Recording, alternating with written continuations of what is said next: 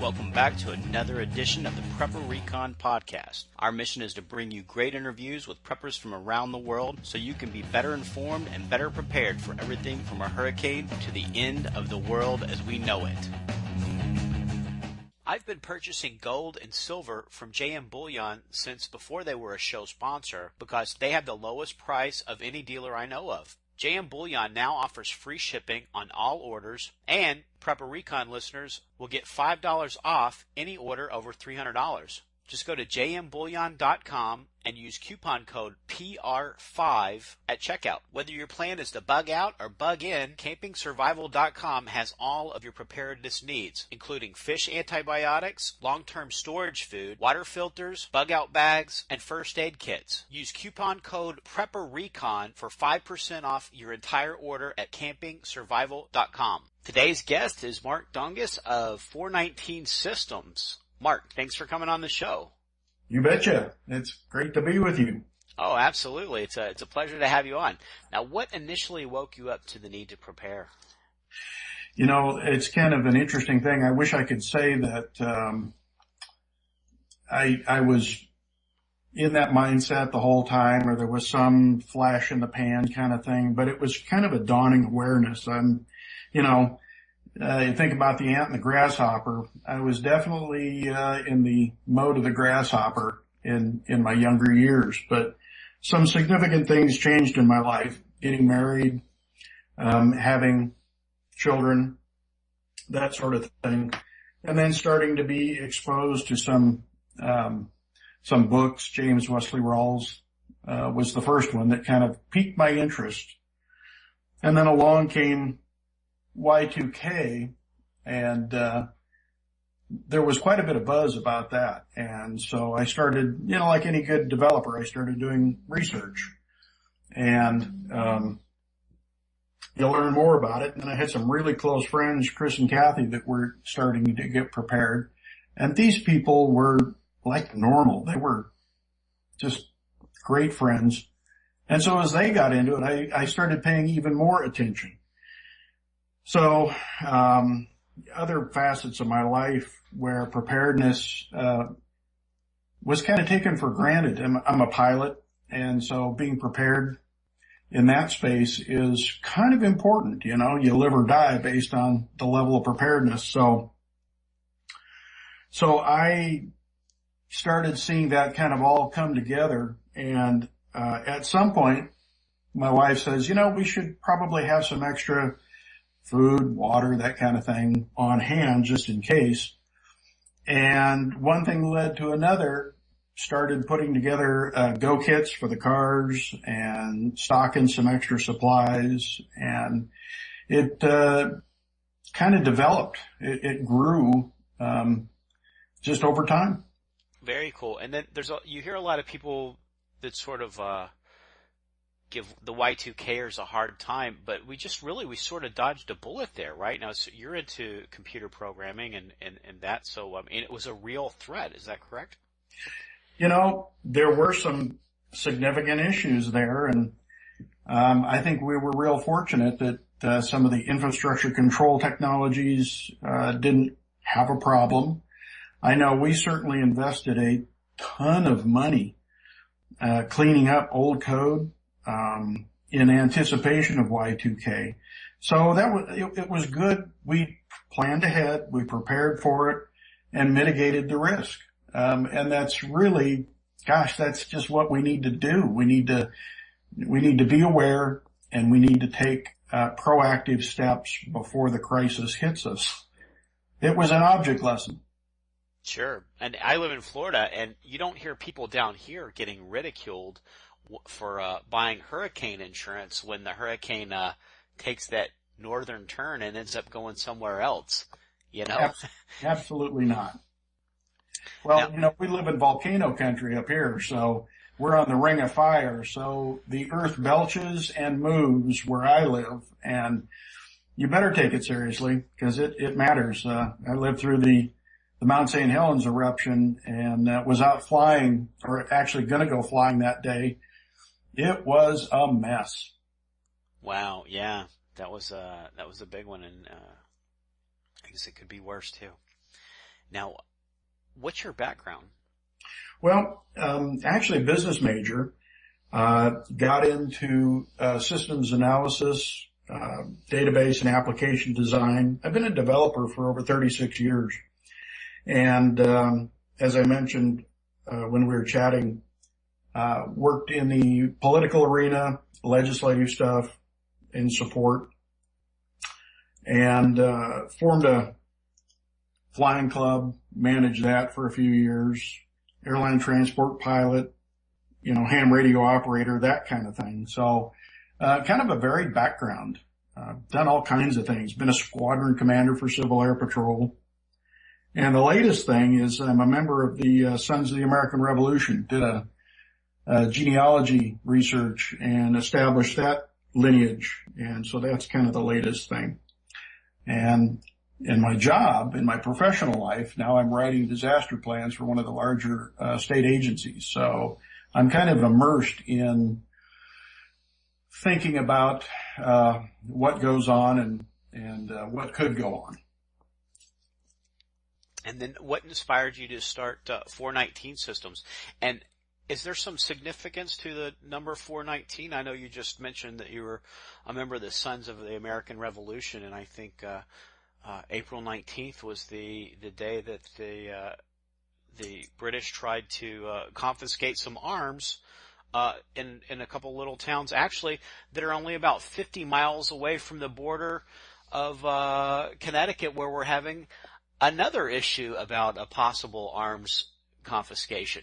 Isn't that something? Yeah. I'm descended from one of the Minutemen that responded April 19th, 1775. So that's what was so significant for me. Those people had preps, and they took the moral stance that they were not going to allow anyone to take their preps from them. So my hat's off to them. They stood their ground, and it's totally awesome. And it's kind of sad we're having to go back and relearn that lesson again, as you pointed out. But that seems to be how things operate. So, but that's where the 419 comes from. It's April 19th in honor of that relationship.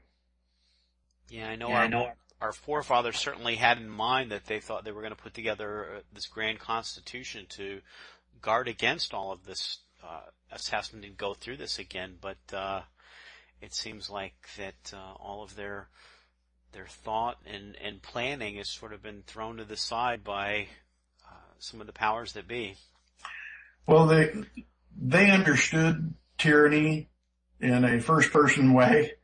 They understood man's sin nature, and they tried to deal with it and warned us that we would have to deal with it. And you have to be ever vigilant, and we've not done that. And so we're kind of paying the price for that now. We've got some heavy lifting to do once again in order to reestablish freedom. Now, can you give us a solid overview of the 419 Systems new product, Survival Stores? And can you tell us a little bit about how that works? Absolutely. Survival Stores is a tool that I developed, frankly, because I couldn't find a tool that would do what I wanted to do. And so it is a tool that implements all of the really great suggestions that you get from websites that tell you to be prepared and you need to do this and have contact lists and go kits and that sort of thing. So it's comprised of a series of functions. It's an asset management.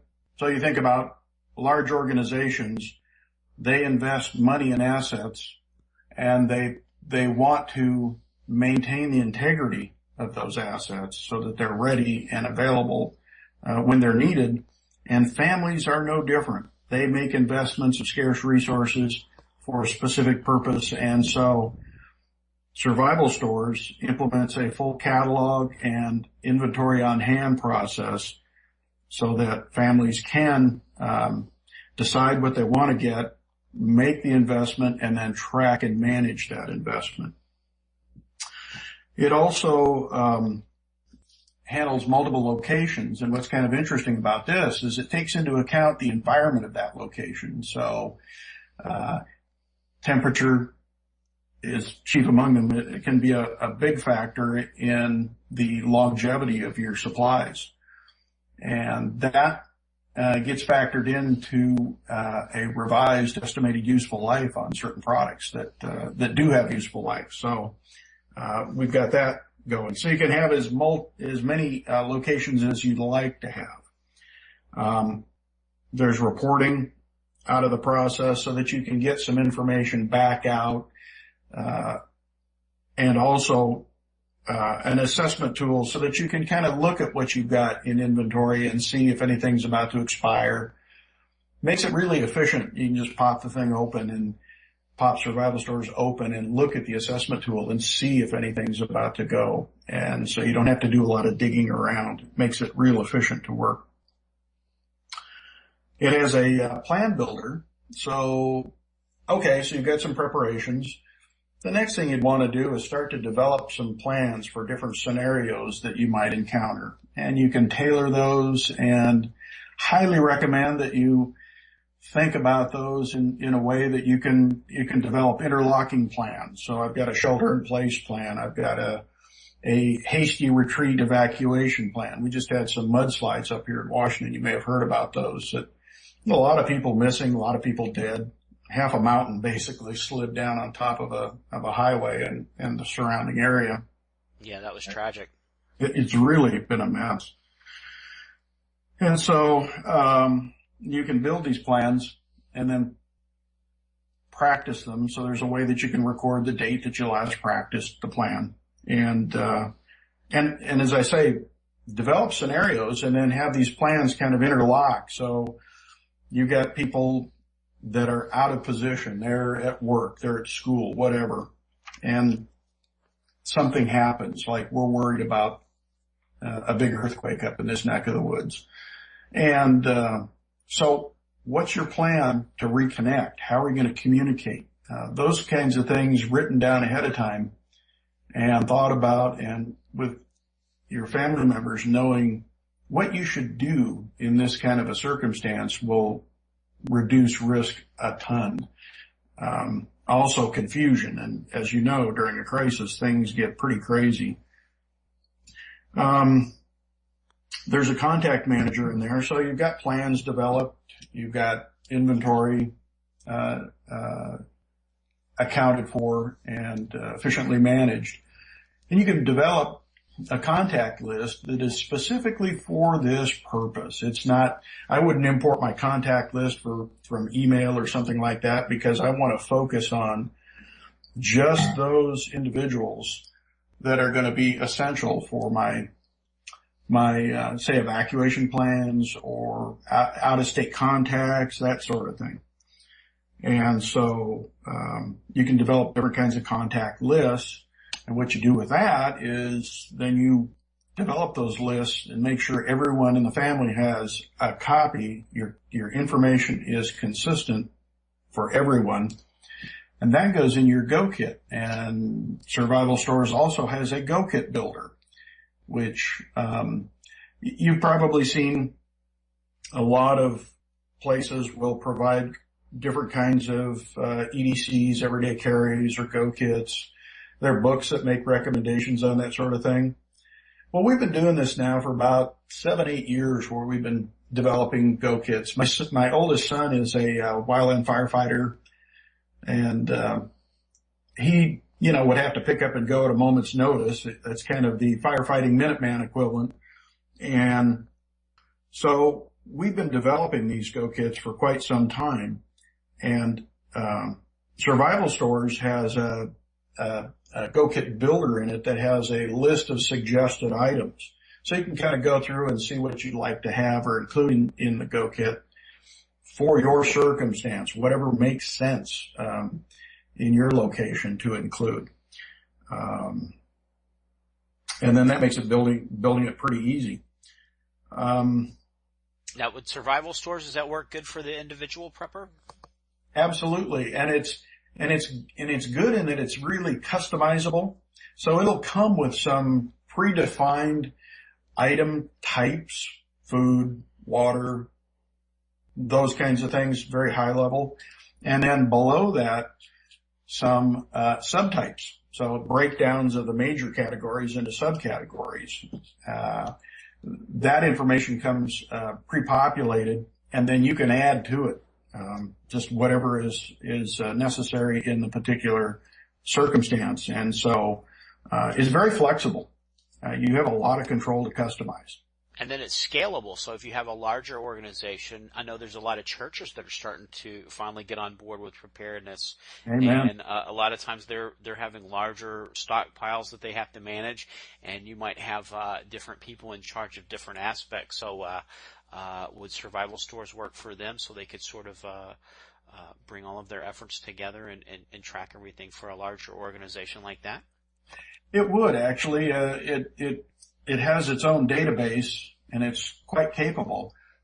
So you could use multiple locations, basically unlimited locations that you can customize. You can have a physical location like a street address, a room, a shelf, a container. So you can see that you can narrow it down quite a bit.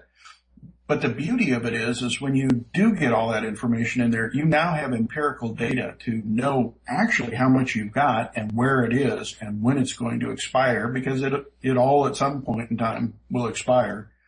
And that makes management of that asset quite a bit easier. For example, you've got an MRE going bad in a go kit in a car. You've got extremes of temperature. MREs don't do well in high temps, and then a lot of fluctuation in temperature. So you look at your assessment, you see it's going to go out, expiration. You go get the three things out of your managed inventory, go to that vehicle and replace the thing that the report says is, expiring. You're done. That's one of the big motivators for me was I didn't have a lot of time. When you've got a family and you've got all these other commitments in life and work and church and things, you need to be efficient with the use of your time. So, that was a definite motivator for me to produce something that let me get my job done, with the least amount of effort.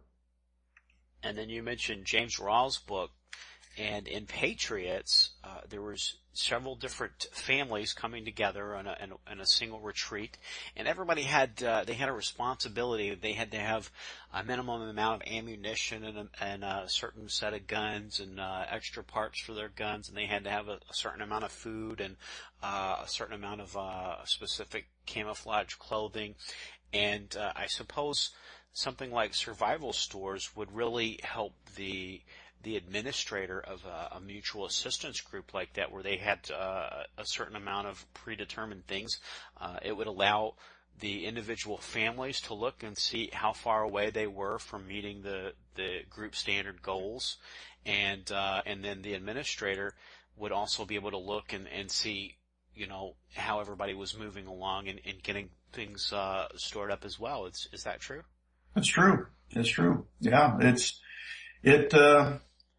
Yeah, families making these investments, we all kind of have scarce resources, so we really do need to do a good job of managing them. And you really do need empirical data so that you know what you've got.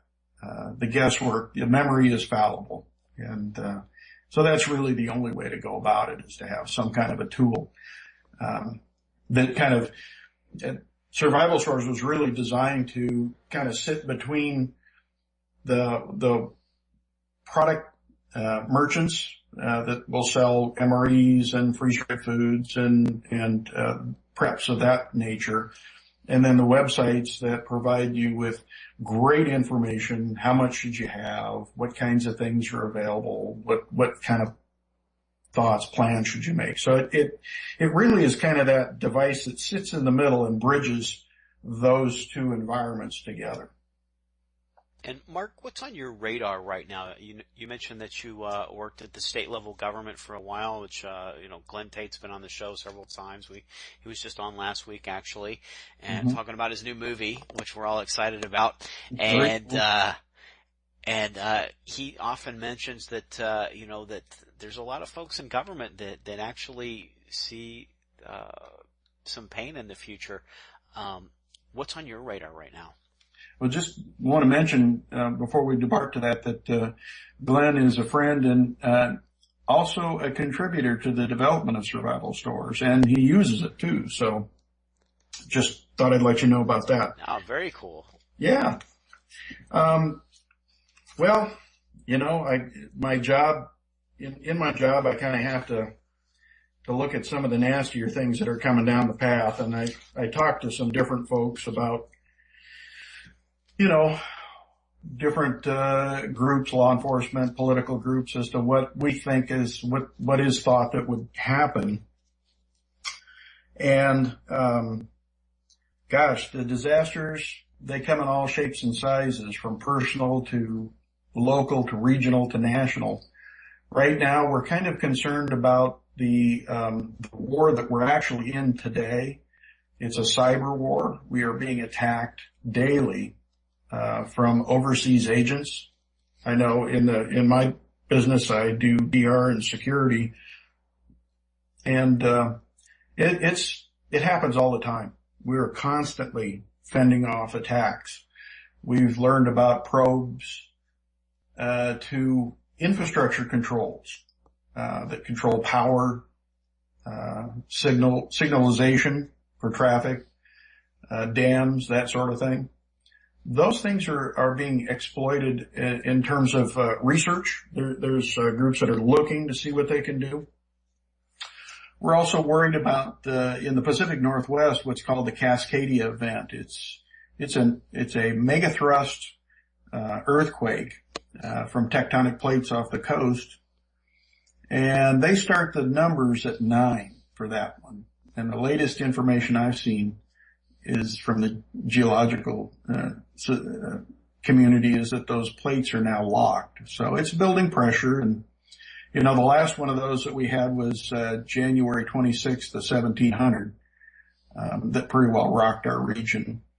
I'm told by the community that if that were to happen here now, our world would look something akin to 1850 because of the damage to bridges and of course, you may not know it, but a lot of those bridges carry fiber optic lines across rivers and canyons and that sort of thing. And when those go down, then your internet connection is effectively severed. So, the other thing that we're kind of concerned about is shipping and what might be transported. I know there's been some blurbs about containerized cargo and sea-launched missiles.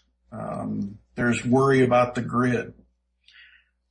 Now, kind of from our perspective, we take an all hazards approach. We have to plan for everything.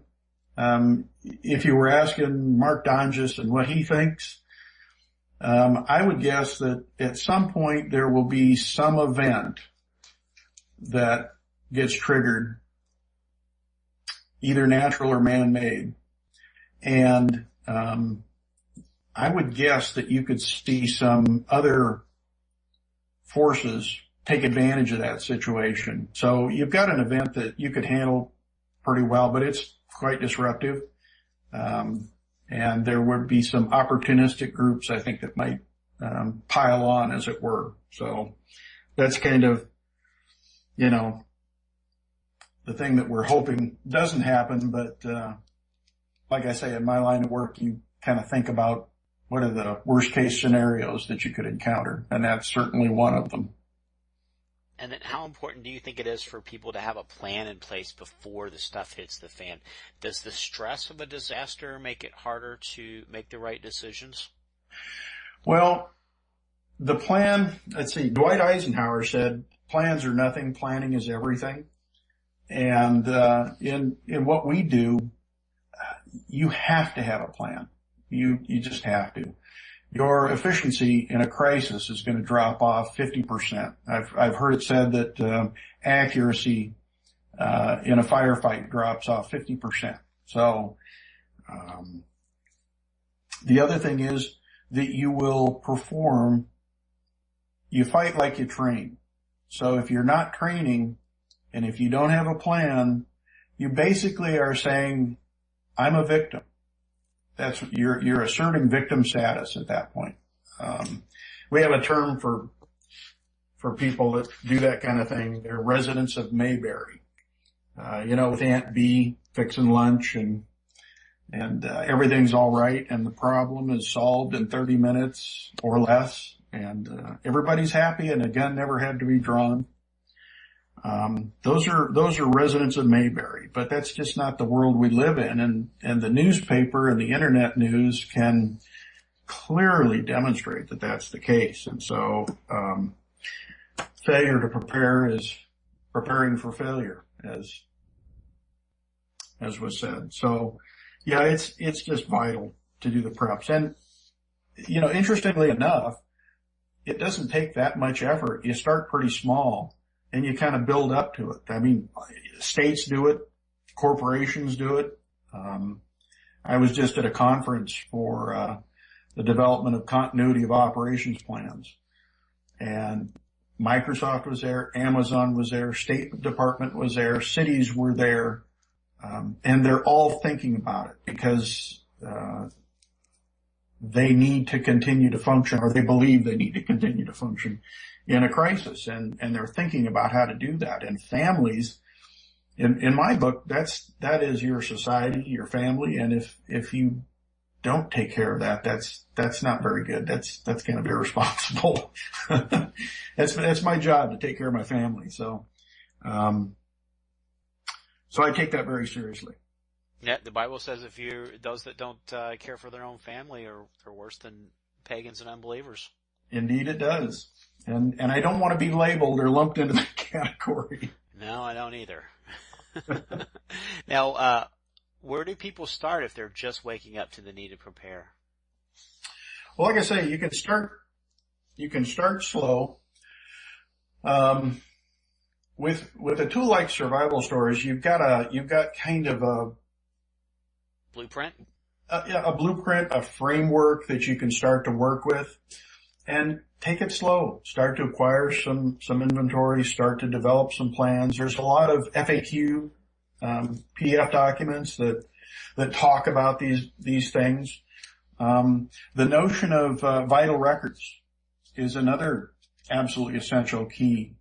If you have to evacuate, you want to make sure you know where those vital records are and you can grab them in under 5 minutes if you have that kind of an emergency. So, yeah, the blueprint, as you say, it's a pretty good idea because that gives you a place to start and you've got some kind of a yardstick to measure against.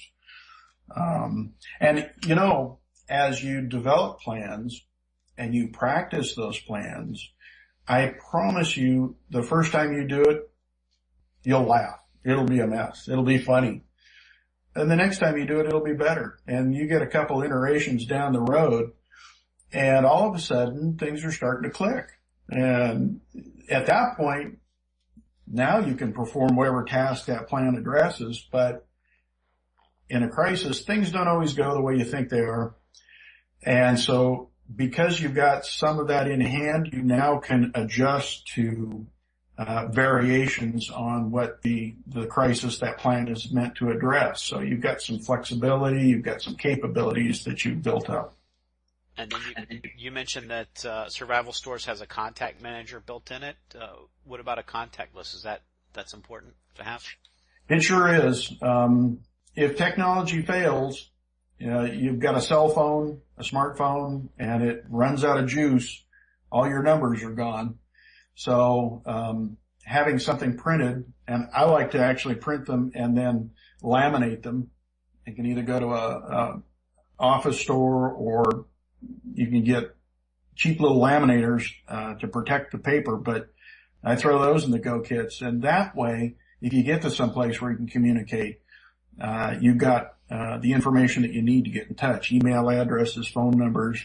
I don't know about you, but there are a million things to remember, and my memory just isn't as good as I would like to depend on. Certainly not if I'm going to depend on it for my family's safety and well-being. So hence writing them down. And you can tailor those contact lists for different purposes. So if you've got a very localized event, you can have a contact list that lets you deal with that. Someone that can serve as a central point of communications, a clearinghouse. And then you can develop another one if you've got to go out of state. So I like flexibility. I like choice. And so I've tried very hard to build that into survival stores. That lets whoever's operating it do things kind of the way they need to. And then should we think about where we're going to go if we're ordered to evacuate? Oh, absolutely. We just had a fire at our house and kind of had to get out. That was back in September. And so you need to think about, well, gosh, I have to evacuate, but I don't have to go far. What would I take and where would I go? If I had to go further, I'd want to know and talk ahead of time to someone that would, would you be willing to take us in if we're displaced for a period of time? That is SOP, standard operating procedure, when you're developing continuity of operations plans, alternate facilities. Well, that's exactly what that is. And I think it would be good to take some of those things into account, because then you can really start to develop your plans and make them a little richer and a little more realistic too, because that's going to impact your planning and how you're going to do things. I should mention that if you were to do an evacuation and you had to go out of the area, what you pack in your vehicle would be quite different than if you had to do an evacuation. You're going to stay local and you'll still have access to your house. Survival stores, in its planning capability, you have the ability to write a plan, designate a vehicle or two or three or however many, designate the drivers and the passengers of those vehicles, and then draw from inventory containers or individual items of inventory that you want to place in those vehicles. So you can actually develop bins with contents tailor-made for the type of mission that you've got to accomplish. So if you've got to leave the area, your loadout is going to look quite different than if you have to stay local.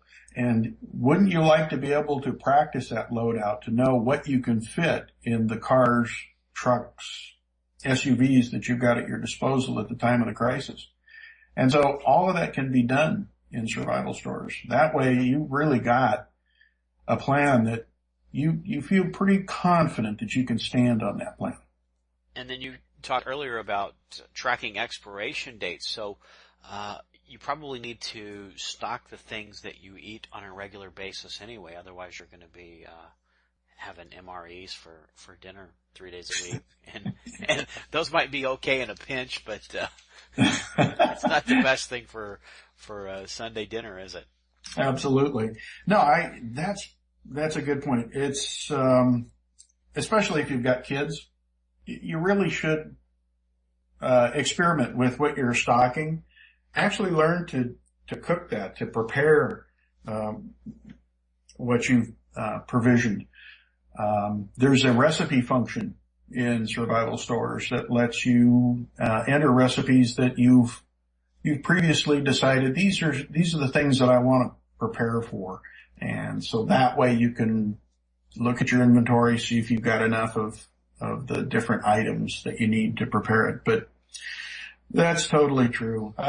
Especially when you get kids, some days they can kind of turn their nose up at things. Well, this is really good for you. Well, I don't want to eat it.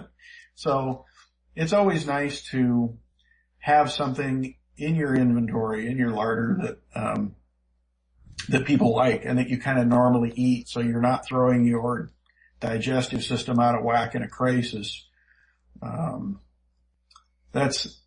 I think that's kind of important to take that into account. And then the other thing too is you might want to stock some things that are I hate to say it, but comfort food, because in a crisis, people are going to be stressed, and you need to think about not only things that kind of make you feel a little bit better, but don't forget the pets as well.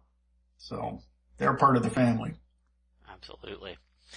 Now, Mark, where can folks go to learn more about 419 Systems and about your new Survival Stores product and purchase that if they want to add that to their plan?